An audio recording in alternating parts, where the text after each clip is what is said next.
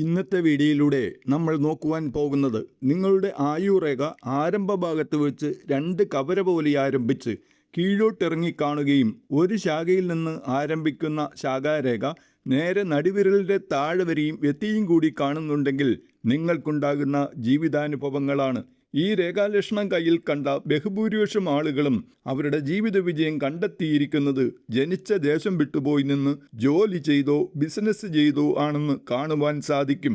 ഇവരുടെ ആദ്യ കാലഘട്ടത്തിൽ മാനസികവും ശാരീരികവുമായി ധാരാളം പീഡകൾ അനുഭവിക്കേണ്ടി വരുമെങ്കിലും മധ്യപ്രായം കഴിയുന്നതോടുകൂടി സമ്പത്തും മനഃശാന്തിയും ഇവരിലേക്ക് നടന്നെടുക്കും.